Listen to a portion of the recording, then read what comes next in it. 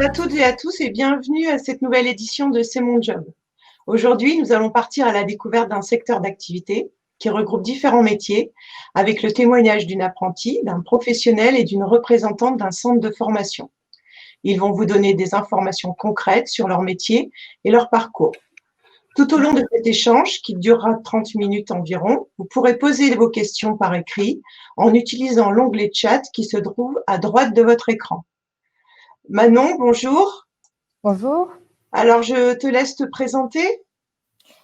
Alors bonjour, moi c'est Manon Ardouin, j'ai 25 ans, je suis élève en BTS deuxième année pour préparer un métier que vous découvrirez à la fin de C'est mon job.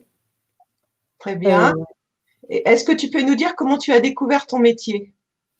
Alors moi j'étais en train de faire une formation à la mission locale, donc je ne savais pas du tout quoi faire. Et une intervenante, donc Madame Estelon, est venue me présenter le métier. J'avais des a priori au départ, mais j'ai décidé de me lancer et j'ai pu découvrir que c'était un beau métier, qu'il y avait, désolée, pardon. Qu'il y avait des choses qui te De plaisaient. l'avenir, pardon, je Ouais. cherchais le mot. Il y avait de l'avenir, il y a de l'évolution. Enfin voilà, c'est un métier où on apprend beaucoup de choses, il y a beaucoup de choses à découvrir. D'accord. Et quelles sont tes activités? Est-ce que tu peux nous raconter brièvement une de tes journées types, par exemple? Donc la plupart du temps, c'est moi qui fais mon propre planning. Je m'organise ma semaine. Donc la matinée, je fais des livraisons et des contrôles qualité sur mes sites. Et l'après-midi, je m'occupe plus de tout ce qui est administratif, donc gestion des mails, les commandes, les réclamations clients ou alors avec les agents. D'accord. Donc, c'est vraiment un métier qui a des tâches variées. Oui.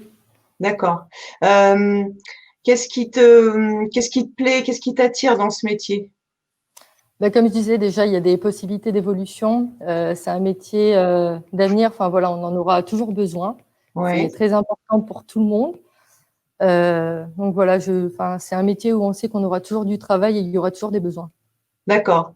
Est-ce que tu as de la relation avec une relation client, par exemple, clientèle, ou C'est-à-dire, est-ce que tu as du contact avec des personnes à l'extérieur ou seulement des personnes de ton entreprise? Est-ce que non, après, on a différents sites et donc des clients. On a des agents qui travaillent sur place, donc on échange avec eux pour assurer les prestations. Et après, avec les clients au niveau des réclamations, au niveau de commandes. Enfin, il y a un échange assez régulièrement. D'accord, très bien. Alors certains petits participants ont peut-être déjà trouvé, mais sinon, est-ce que tu peux nous dire maintenant quel est ton métier? Donc moi, je suis responsable de secteur donc, dans le domaine du nettoyage, les métiers de la propreté et environnement. D'accord, très bien. Tout à l'heure, tu as parlé de ton statut d'alternante. Oui. Est-ce que tu peux nous dire quelle différence il y a entre le travail en centre de formation et dans le travail que tu fais dans l'entreprise? Au centre de formation, ça va être ça va être plus sur la théorie, donc tout ce qui est devis, cahier des charges, alors qu'en entreprise, enfin voilà, on est vraiment en pratique, on est vraiment dans le jeu. D'accord. Et comment tu t'organises entre les cours et le travail? C'est quoi ton rythme?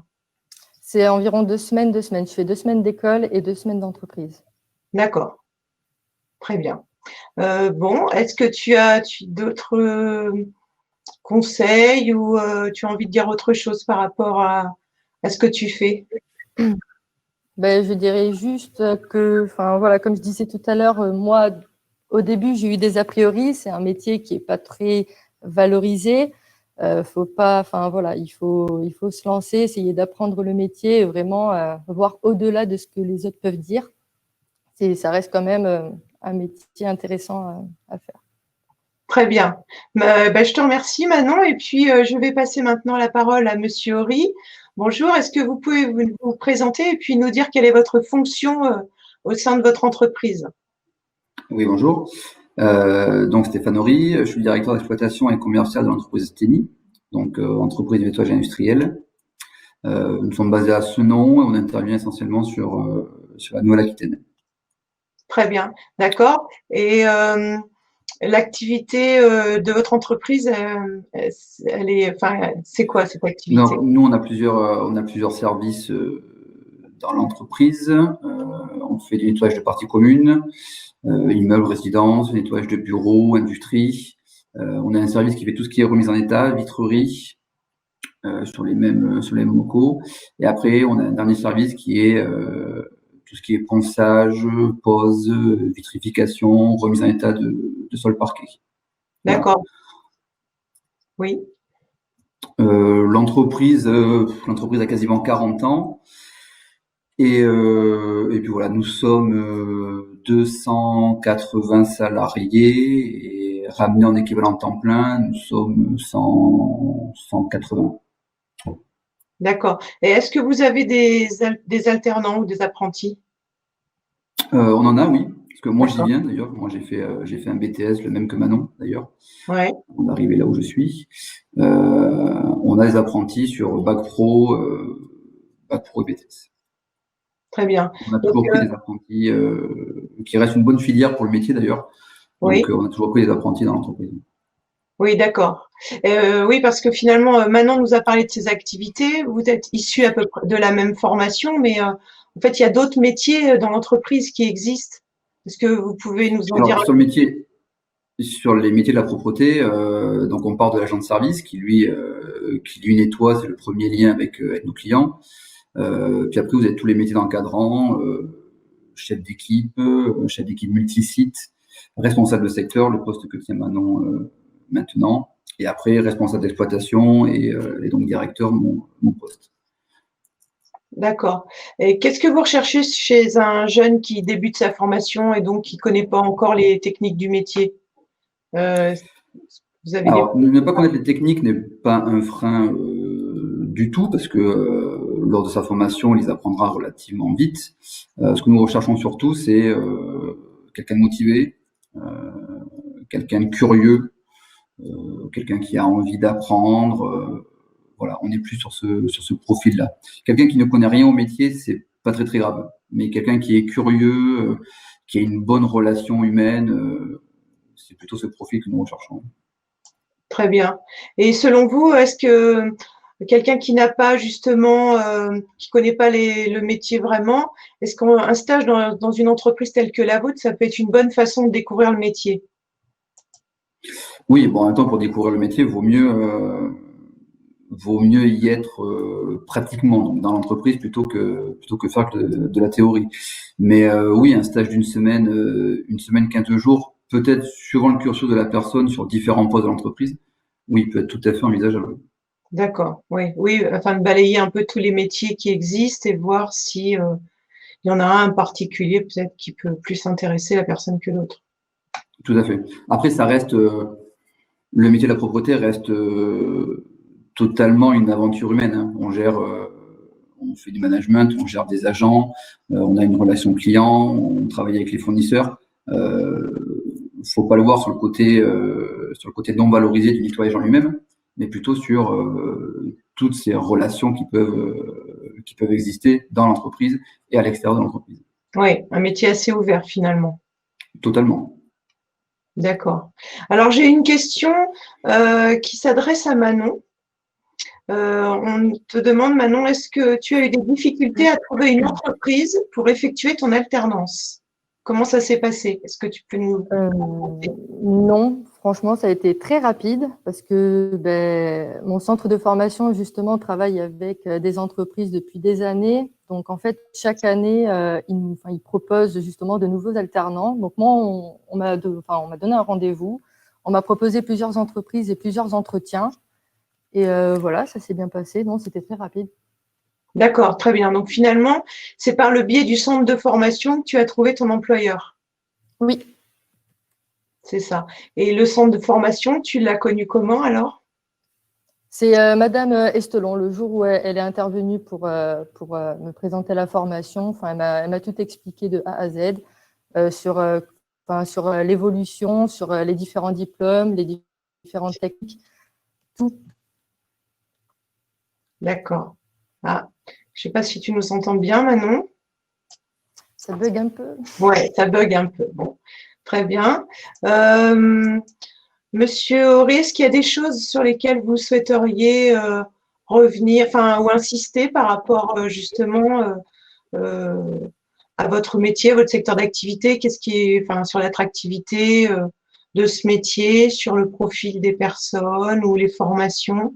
Est-ce qu'il y a des emplois? C'est un métier qui, C'est un métier, oui, qui donne des emplois, évidemment, puisque le nettoyage, il y aura toujours besoin, surtout en ce moment, d'ailleurs. Voilà. Après, l'attractivité du métier pour les agents de service, pour les chefs d'équipe, responsables de secteur, etc., c'est surtout au niveau des horaires. Les gens sont relativement autonomes dans leurs horaires, c'est une certaine liberté. Quelqu'un qui est agent de service, mais qui doit gérer ses enfants en même temps, c'est tout à fait possible. Les horaires où tôt le matin ou tard le soir, même si on essaye de plus en plus de privilégier le travail en journée pour que les gens aient au maximum une vie de famille.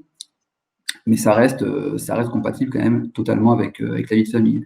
Un responsable de secteur ou un chef d'équipe a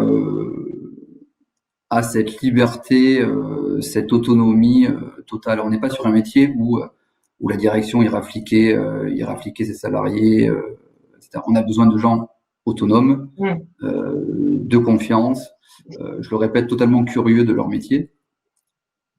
À partir de là, comme l'a dit Manon, il y a de grosses évolutions dans le métier du nettoyage. Est-ce qu'il y a des critères d'éligibilité qui sont vraiment importants? Genre, je pense tout d'un coup au permis. Est-ce qu'il faut avoir son permis, par exemple?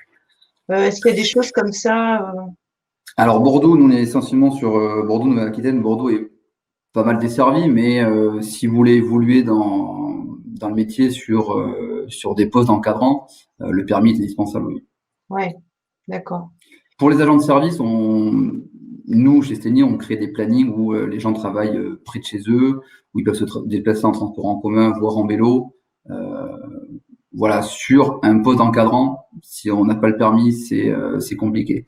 Mais suivant la personne motivée, etc., le permis ne sera pas forcément financé par l'entreprise, mais la personne aura des heures, peut avoir des heures de formation grâce auxquelles elle peut passer le permis, etc., etc. Il y a toujours une aide à apporter à quelqu'un qui veut bosser, correctement bosser, qui a envie de bosser. D'accord. Tout comme le matériel, j'imagine, enfin que ça soit la voiture ou peut-être, est-ce que c'est des choses qui sont… Quelqu'un qui est encadrant, un responsable de secteur comme peut l'être Manon, la voiture de service est fournie, le smartphone est fourni, tout le matériel de nettoyage produit est fourni évidemment par l'entreprise. Voilà, c'est tous les avantages qu'il peut y avoir dans ce métier. Très bien. Bah, écoutez, je vous remercie beaucoup pour votre intervention. Je vais maintenant laisser la parole à Véronique Estelon qui va se présenter un peu mieux et puis surtout présenter le centre de formation dans lequel elle travaille. Donc, Véronique, bonjour. Ah, on ne vous entend pas. Vous n'avez pas mis votre micro. Exactement. C'est mieux. Oui, ça va être beaucoup mieux. Donc oui, je disais, je suis Véronique Estelon et je suis développeur de l'alternance au CFA de Ligny. Donc le CFA des métiers de l'hygiène, de la propreté et de l'environnement. Très bien. Donc dans votre CFA, quelles sont les formations et les diplômes que l'on peut passer? Alors, la filière de formation dans le secteur hygiène, propreté, environnement va du CAP jusqu'au master. Donc du CAP jusqu'au Bac+5. Nous, ici, sur la Nouvelle-Aquitaine, on propose les formations jusqu'au Bac+3. Mais voilà, la filière permet d'aller jusqu'au Bac+5. Donc, le CAP agent de propreté et d'hygiène, le Bac Pro hygiène, propreté, stérilisation, le BTS métier des services à l'environnement, celui que fait Manon et qu'a fait Monsieur Horry il y a quelques années de ça, et un TCN, un titre certifié de niveau 6, donc un Bac+3 responsable développement, hygiène, propreté et services. D'accord, très bien. Et en moyenne, combien de temps dure une formation? Alors, ça dépend en fait du niveau d'études préparées, enfin du diplôme préparé. Le CAP se fait en 2 ans. Après, c'est la même chose en fait, quelles que soient les filières de formation. Le CAP, c'est 2 ans. Le bac pro, c'est 3 ans ou 2 ans. Ça dépend du niveau d'études. C'est-à-dire que quelqu'un qui qui a juste un niveau 3e va préparer le bac en 3 ans, seconde, première, terminale. Et quelqu'un qui a déjà un CAP ou un BEP pourra préparer le bac en juste 2 années. Le BTS, c'est 2 ans pour une personne titulaire du bac, de n'importe quel bac, en l'occurrence dans notre filière, mais titulaire du bac. Et le TCN, donc c'est 1 an après un bac plus 2. Très bien. Alors, je rappelle quand même à nos auditeurs que vous pouvez poser des questions via le chat qui est à côté de votre écran, là, sur la droite. Donc, vous n'hésitez pas. Donc, est-ce que vous savez si… alors, donc, tout à l'heure, vous nous avez expliqué Manon nous a plutôt expliqué que c'était le CFA qui lui avait permis de trouver son employeur. Donc, ça, voilà, vous travaillez, j'imagine, en réseau avec plusieurs employeurs qui viennent recruter, entre guillemets, leurs futurs salariés au CFA, c'est ça? C'est ça, en fait, dans notre mode de fonctionnement, voilà, j'ai des collègues là qui collectent toute l'année les besoins des employeurs, donc d'entreprises de propreté principalement, et ces besoins, voilà, se traduisent en fonction du poste à pourvoir. Donc, si on est sur un agent polyvalent d'entretien ou un laveur de vitres, ou si on est sur un chef d'équipe, ou si on est, comme Manon, sur un responsable de secteur, en fait, en fonction du poste à occuper, nous, on détermine quel est le diplôme, la formation et donc le diplôme préparé qui correspond aux besoins de l'employeur. Et donc, on dispose, et j'en ai là, ce sera sûrement redit tout à l'heure, mais nous avons actuellement des offres de contrats d'apprentissage à pourvoir sur toute la Nouvelle-Aquitaine. Très bien. Alors, de toute façon, oui, tout à l'heure, ce qu'on fera, enfin, on en reparlera, mais on transmettra à l'ensemble des personnes qui sont connectées. On leur enverra par mail un document que vous avez rédigé et qui recense l'ensemble des postes qui sont à pourvoir. Alors, j'ai une question. Est-ce que l'INI intervient dans la Vienne? Alors, il y a 7 CFA de l'INI partout en France. Donc, moi, là, tout de suite, je suis à Pessac et j'interviens sur les ex-départements d'Aquitaine. Donc, Gironde, Landes, Pyrénées-Atlantiques, Dordogne, Lot et Garonne. On intervient aussi sur le Limousin, donc Corrèze, Creuse et Haute-Vienne. Et puis ensuite, les autres CFA se répartissent. Alors pour la Nouvelle-Aquitaine, pour les autres, enfin pour en fait ce qui est l'ex-Poitou-Charentes, c'est le CFA qui se trouve à Tours, mais c'est un CFA de l'INI qui fonctionne de la même façon, donc avec aussi des offres de contrats d'apprentissage à pourvoir. D'accord. Alors, est-ce qu'on peut faire, par exemple, on peut suivre les cours alors admettons, pour la personne qui parle de la Vienne, elle suit les cours à Tours et elle peut avoir son employeur dans la Vienne, par exemple. Ça peut être ça. C'est ce qu'on privilégie absolument. On essaye au maximum de proposer des offres d'emploi. Un contrat d'apprentissage, c'est un contrat de travail. Donc, oui, des offres d'emploi à proximité du lieu de résidence des candidats. Et ils n'ont besoin de se déplacer jusqu'au CFA, donc soit pour la Nouvelle-Aquitaine, soit Pessac, soit Tours, uniquement pour les alternances formation. Et dans tous les cas, voilà, il y a des aides financières qui existent, prises en charge par la branche professionnelle pour être logé jusqu'à la gratuité totale dans certains cas, et des aides aussi à la restauration, des aides à la santé. Enfin, voilà, l'idée vraiment, ça va nécessiter éventuellement de s'organiser, mais en tout cas, l'objectif, c'est que ça ne coûte pas d'argent que d'aller jusqu'au CFA pour les alternances formation. D'accord, très bien. D'ailleurs, excusez-moi, du coup, j'en profite, puisque j'étais en train de parler d'argent, j'en profite pour signaler que la branche professionnelle propreté bénéficie d'une convention collective avantageuse au niveau financier, si je puis dire, puisqu'on dispose d'un salaire minimum conventionnel et que les pourcentages, puisque vous savez que les salaires en apprentissage sont toujours un pourcentage du SMIC calculé en fonction de l'âge et de l'année de formation. Dans le secteur de la propreté, donc ce salaire minimum conventionnel et des pourcentages même supérieurs au régime général permettent d'avoir des rémunérations qui peuvent aller jusqu'à 26 ans, jusqu'à 200 € de plus par mois. D'accord, c'est très intéressant parce que finalement, oui, c'est ça, c'est une rémunération qui est majorée par rapport, je dirais, au socle classique de la rému d'un alternant, quoi. C'est ça, tout à fait. Très bien. Et est-ce que vous savez si à la sortie de la formation, Est-ce que vous avez une idée du taux d'emploi ou si vos alternants ou vos élèves qui ont suivi la formation, on trouve facilement de l'emploi? Alors, je vais être tout à fait honnête, je ne connais pas les chiffres, c'est pas que je vais pas les donner, je les connais pas, j'ai pas assez révisé avant d'intervenir là. Néanmoins, voilà, comme ça a été dit déjà par Manon et par Monsieur Horry, le secteur de la propreté, c'est un secteur dans lequel il y a du travail, c'est un secteur qui recrute, qui crée environ 10 000 emplois par an tous les ans, sur toute la France, hein, évidemment. Donc, c'est un secteur dans lequel il y a du travail et de l'hygiène et de la propreté, il en faut partout. Donc, partout les gens vivent, partout les gens passent, partout les gens travaillent, il y a besoin de propreté. Donc, c'est voilà, partout où on pose les yeux, il y a besoin de propreté. Donc, il y a du travail dans ce secteur-là. Oui. D'accord. On me demande aussi si est-ce que les contrats de professionnalisation pourraient être envisageables au vu des formations que vous proposez? Alors, c'est un petit peu délicat, c'est une question financière. Il y a beaucoup d'employeurs voilà, qui privilégient l'apprentissage parce que ça leur coûte un petit peu moins cher que les contrats de professionnalisation. Mais c'est, en tout cas, ça n'est pas interdit. Il n'y a rien qui empêche de préparer un CAP, un bac ou etc., ou un BTS en contrat de professionnalisation. Très bien. On demande aussi s'il y a des cours sur l'environnement. Alors, l'environnement est pris en compte finalement dans la formation hygiène propreté. Alors, c'est vrai que voilà, on parle d'un secteur hygiène, propreté, environnement, mais on n'est pas sur l'environnement au sens écologie. On est sur l'environnement de vie, le cadre de vie des gens. Voilà, on n'est pas du tout sur l'écologie. D'accord. Alors, il y a une dame qui demande effectivement si on peut lui envoyer les montants des rémunérations des apprentis. Peut-être que dans le document que l'on transmettra à l'issue du webinaire, ça pourra être noté. Bien sûr. Voilà. Est-ce qu'il y a d'autres éléments que vous souhaitiez peut-être aborder? On a encore un petit peu de temps, donc je sais pas.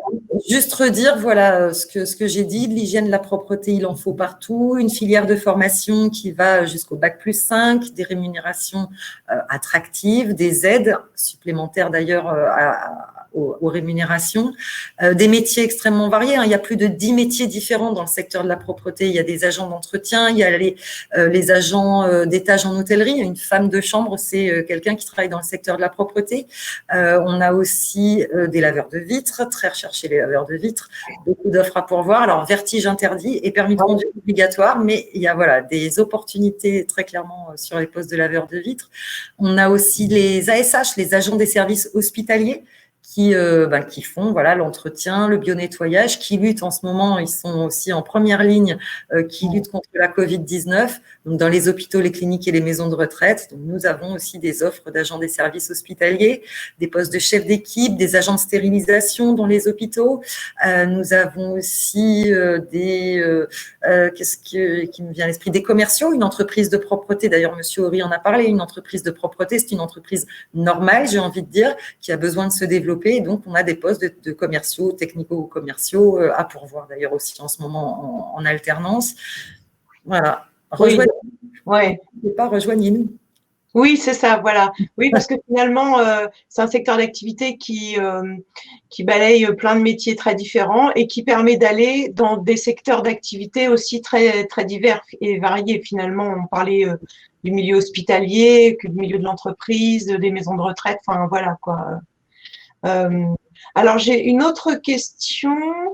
Une question qui concerne là, une reconversion, c'est une personne qui dit j'ai plus de 26 ans, est-ce que j'ai la possibilité de faire une formation? Alors, merci pour cette question, elle est pertinente, on n'en avait pas encore parlé. La première chose déjà, c'est que les contrats d'apprentissage sont accessibles jusqu'à 29 ans inclus, moins de 30 ans en fait. Donc, c'est plus 26 ans. Ça a été 26 ans la limite pendant longtemps, donc on n'est plus sur ça. Maintenant, pour signer un contrat d'apprentissage, il faut avoir moins de 30 ans à la date de signature du contrat ou une reconnaissance de handicap. Les personnes qui sont titulaires d'une RQTH, donc une reconnaissance de la qualité de travailleur handicapé, n'ont pas de limite d'âge. Donc, nous, on a par exemple en ce moment au CFA un apprenti qui est en CAP première année qui a 57 ans. Voilà. D'accord.